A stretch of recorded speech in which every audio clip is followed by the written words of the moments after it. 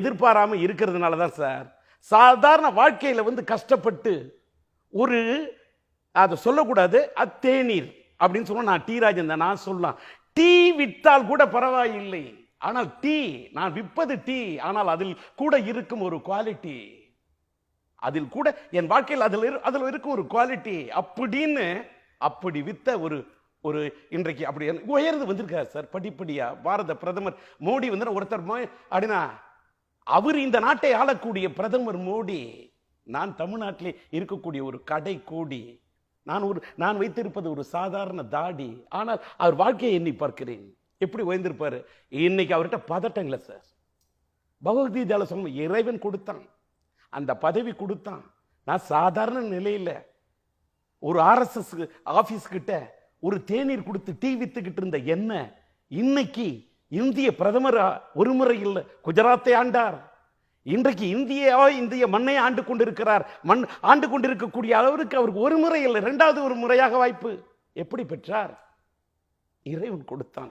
நம்ம தமிழகத்தில் latest subject என்னன்னா சார், தமிழகத்தில் பாஜக தங்களுடைய பிரச்சார வீடியோவில் தமிழக பாஜக தலைவர் முருகன் வீடியோவும் இருக்கு, மோடி அவர்களுடைய வீடியோவும் இருக்கு, எம்ஜிஆர் வீடியோவையும் பயன்படுத்துறாங்க. இது அதிமுக மத்தியில் ஒரு சலசலப்பை ஏற்படுத்தியிருக்கிறதா சொல்றாங்க. உங்களுடைய பார்வை என்ன? அதிமுக இதில் இந்த சலசலப்பை ஏற்படுத்தி என்ன? எம்ஜிஆர் மக்கள் தலைவர் எம்ஜிஆர் என்பது யார்? அதிமுக மட்டுமே சொந்தமா? இப்ப எங்களுடைய லட்சிய திராவிட முன்னேற்ற கழகம் லட்சிய திமுகவுடைய லெட்டர் பேட்ல நான் போட்டேன். யார் பேரை ஏன்னா பேரை நீங்க கேட்டதுக்காக சொல்றேன் சார். நம்மளுடைய ஈரோட்டு தந்தை பகுத்தறிவு பகலவன் பெரியாரோட போட்டோ போட்டிருப்பேன். ஏன்னா அவருக்கு புள்ள குட்டியே கிடையாது. அதே மாதிரி அடுத்து பேரறிஞர் அண்ணாவை போட்டிருப்பேன். மறைந்து விட்ட முன்னாள் முதல்வர் பேரறிஞர் அண்ணாவை போட்டேன், அவருக்கும் புள்ள குட்டி கிடையாது. அடுத்தது புரட்சி தலைவர் எம்ஜிஆர் அவர்களை போட்டிருப்பேன், அவருக்கும் குழந்தை குட்டி புள்ள குட்டி கிடையாது, அவருக்கு வாரிசு கிடையாது. அடுத்தது புரட்சி தலைவி அம்மா போட்டிருப்பேன், ஏன்னா அந்த அம்மாவுக்கும் புள்ள குட்டி கிடையாது. அதனால இவர்கள் திராவிட கழகத்திலிருந்து பிரிஞ்சு வந்த அண்ணாவும் கலை உலகத்தை சார்ந்தவர், புரட்சி தலைவர் எம்ஜிஆரும் கலை உலகத்தை சார்ந்தவர், புரட்சி தலைவி அம்மா அவர்களும் கலை உலகத்தை சார்ந்தவர். நான் கலை உலகத்தில் இருக்கிறேன், அதை பயன்படுத்தினேன். அதனால எம்ஜிஆர் அவர்களுடைய படத்தை பயன்படுத்தினதுக்காகவே அதை வந்து என்னால வேற யாராவது சொல்லலாம். இவங்க சொல்றது அவங்களோட கூட்டணியில் தான் இருக்காங்க. இப்ப கூட்டணி தொடருமா தொடராதா, இந்த நிலை தொடருமா இல்லையா, காலம் தானே பதில் சொல்லணும்.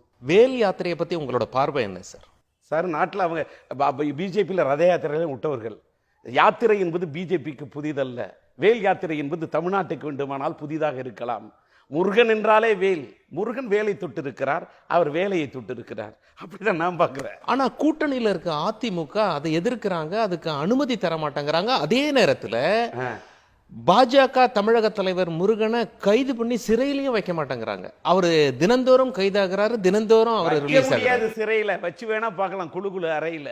இவங்க யாத்திரை விட்டா ஏற்படுத்துறது பரபரப்பு, அது அதிமுகவில் ஏற்படுத்து சலசலப்பு, அவ்வளவுதான்.